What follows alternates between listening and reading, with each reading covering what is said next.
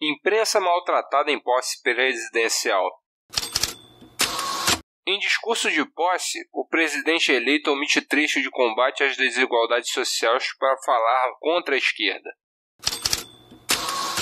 Medida provisória que monitora ONG e instituições internacionais é inconstitucional. 2 de janeiro de 2019.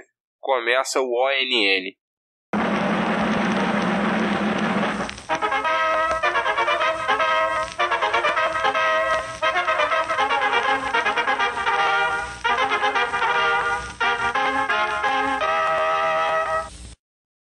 Vários foram os relatos de jornalistas sobre os maus tratos da equipe do então presidente eleito Jair Messias Bolsonaro.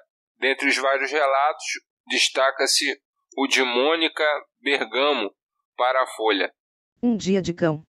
Jornalistas conseguem rir das precárias condições da cobertura da posse de Bolsonaro. É uma posse diferenciada e todos têm que entender isso.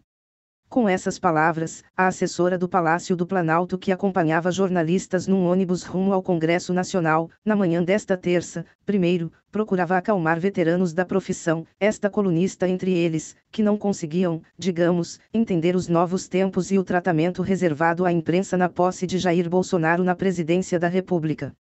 Foi, de fato, algo jamais visto depois da redemocratização do país, em que a estreia de um novo governo eleito era sempre uma festa acompanhada de perto, e com quase total liberdade de locomoção, pelos profissionais da imprensa. O sufoco começou dias antes, no credenciamento. Os jornalistas foram informados de que não poderiam ter acesso livre, por exemplo, ao Salão Nobre do Palácio do Planalto, onde o presidente sobe a rampa, dá posse aos seus ministros e recebe cumprimentos de autoridades internacionais. Na posse de Lula, em 2003, repórteres chegavam a se aglomerar em torno dele e de Fernando Henrique Cardoso, misturando-se entre a equipe recém-empossada e a que deixava o governo. Um dos repórteres lembrava, no ônibus, que chegou a subir no elevador do Planalto com Lula, furando um esquema nada rigoroso de segurança. A colunista chegou a entrar em salas privadas com o então vice-presidente dos Estados Unidos Joe Biden na posse de Dilma Rousseff, em 2014. Desta vez, tudo seria diferente. Apenas um jornalista de cada veículo poderia entrar no palácio, e com acesso restrito às autoridades. Os outros ficariam do lado de fora, na portaria ou num corredor aberto no meio da população. E a assessoria alertava, neste local, era preciso evitar movimentos bruscos. Fotógrafos não deveriam erguer suas máquinas. Qualquer movimento suspeito poderia levar um sniper atirador de elite a abater o alvo. Uma jornalista voltou apavorada para a redação.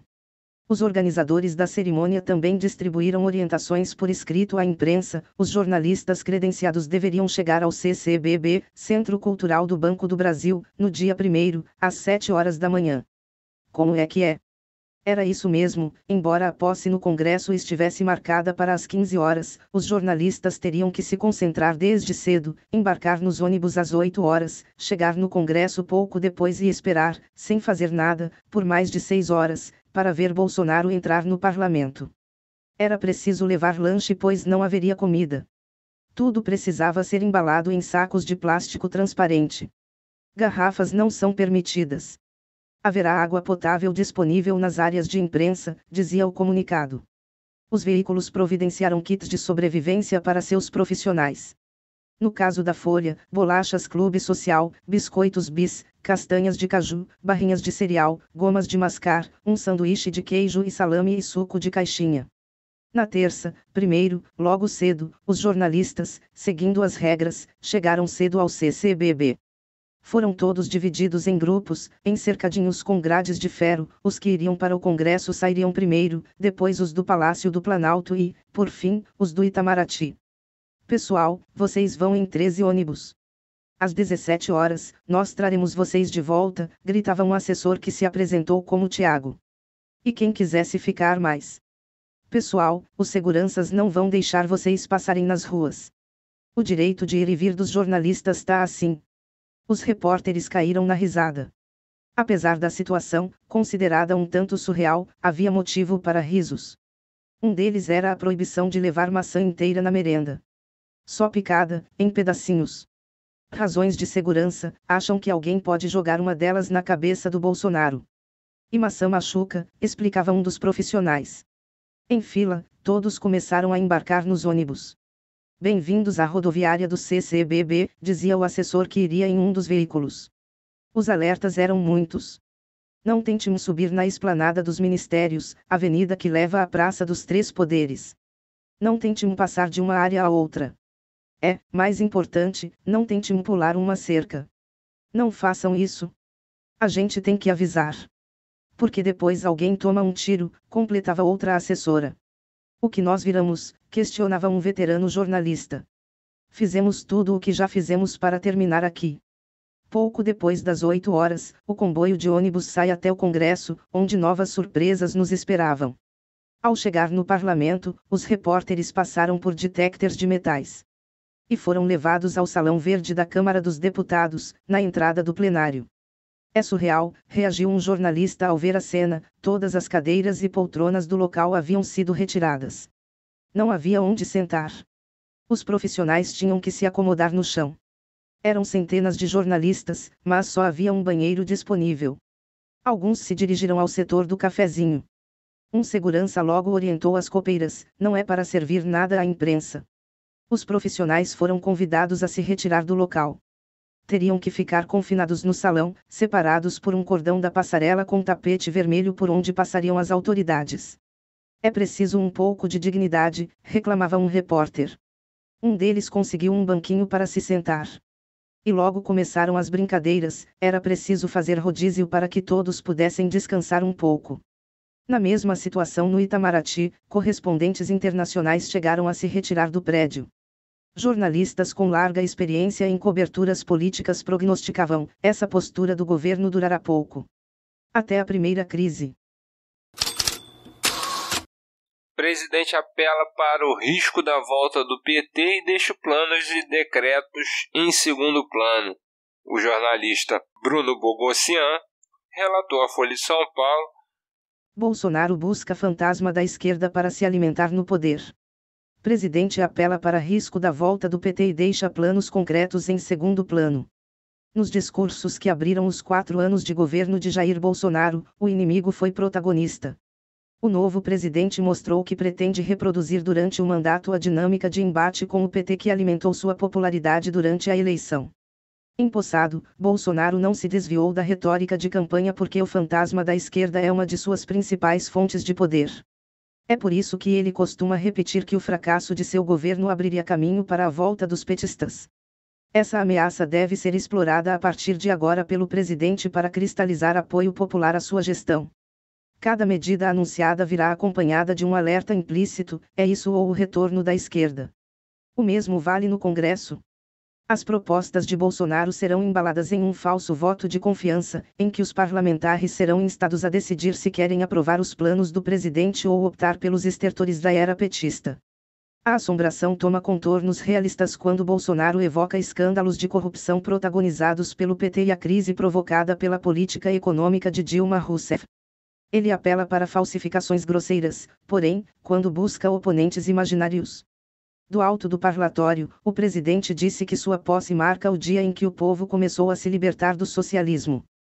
Ainda que muitos integrantes dos governos Lula e Dilma tenham simpatia por regimes socialistas, o Brasil não passou perto de qualquer experiência do tipo. Ao atacar a contaminação ideológica, Bolsonaro apresentou poucas soluções concretas para os problemas do país. Só manteve os pés no chão ao falar de segurança pública, propondo a flexibilização da posse de armas e mudanças na lei para atenuar a responsabilização de policiais. O foco nesse embate com a esquerda era tão intenso que Bolsonaro deu um escorregão. A versão original de seu segundo discurso falava em diminuir a desigualdade social. No parlatório, ele omitiu o trecho. Em sua primeira medida provisória, Bolsonaro consegue desagradar simultaneamente ao movimento indígena, ONGs de direitos humanos e ONGs ambientais, como mostra matéria produzida na Folha pelo jornalista Fabiano Maisonave. Via medida provisória, Bolsonaro cria monitoramento de ONGs e organizações internacionais. Para o movimento indígena, a iniciativa, inexistente nos governos anteriores, busca enfraquecer seus parceiros. O governo Jair Bolsonaro, PSL, incluiu entre as atribuições da Secretaria de Governo, comandada pelo general Carlos Alberto dos Santos Cruz, o monitoramento e a coordenação de ONGs e de organismos internacionais. Para o movimento indígena, a iniciativa, inexistente nos governos anteriores, busca enfraquecer seus parceiros. Na medida provisória, MP 870, que reorganizou as atribuições no Poder Executivo, lê-se que compete à Secretaria de Governo supervisionar, coordenar, monitorar e acompanhar as atividades e as ações dos organismos internacionais e das organizações não governamentais no território nacional. Em postagem no Twitter nesta quarta, 2, Bolsonaro acusou ONGs de explorar e manipular indígenas e quilombolas, mas sem apresentar evidências. Mais de 15% do território nacional é demarcado como terra indígena e quilombolas. Menos de 1 milhão de pessoas vivem nestes lugares isolados do Brasil de verdade, exploradas e manipuladas por ONGs. Vamos juntos integrar estes cidadãos e valorizar a todos os brasileiros, escreveu. Se o propósito da medida fosse o de facilitar uma relação construtiva entre grupos internacionais da sociedade civil e o governo no seu mais alto nível, seria uma medida bem-vinda, afirma José Miguel Viveco, diretor da Divisão de Américas da Human Rights Watch. No entanto, o que me chama a atenção é o uso dos termos supervisionar e monitorar, que sugerem uma falta fundamental de compreensão do papel independente que essas entidades desempenham em qualquer sociedade aberta e democrática. Para Dinamão Tuxa, coordenador executivo da APIB, Articulação dos Povos Indígenas do Brasil, além de esvaziar a FUNAI, Fundação Nacional do Índio, transferindo a atribuição de demarcação para o Ministério da Agricultura, Bolsonaro está partindo para cima dos apoiadores que atuam em defesa dos povos indígenas. As ONGs trabalham na defesa territorial e nas demarcações e ajudam a denunciar violência contra os indígenas, afirma Tuxa, que atribui a medida à aliança de Bolsonaro com as bancadas ruralista e evangélica. O temor é de que o governo terá aval para nos dizimar. Vivemos um cenário de 1500, querem nos colonizar. Mas não vamos nos calar, vou dar o meu sangue em favor dos povos indígenas, diz o líder da maior organização indígena do país. Ficamos muito felizes em saber que o governo vai acompanhar de perto as ONGs, ironiza Nilo Dávila, diretor de campanhas do Greenpeace Brasil, de atuação socioambiental. Assim vai poder tomar providências rapidamente sobre as denúncias de grilagem de terra, desmatamento ilegal, exploração ilegal de madeira, fraudes em licenciamento e outros absurdos que vivem sendo denunciados pelas ONGs. A reportagem tentou contato com o general Santos Cruz via WhatsApp e celular, mas não obteve resposta. Inconstitucional. Para a diretora executiva da ONG Conectas Direitos Humanos, Joana Kveitel, o controle da sociedade civil não é atribuição da Presidência da República.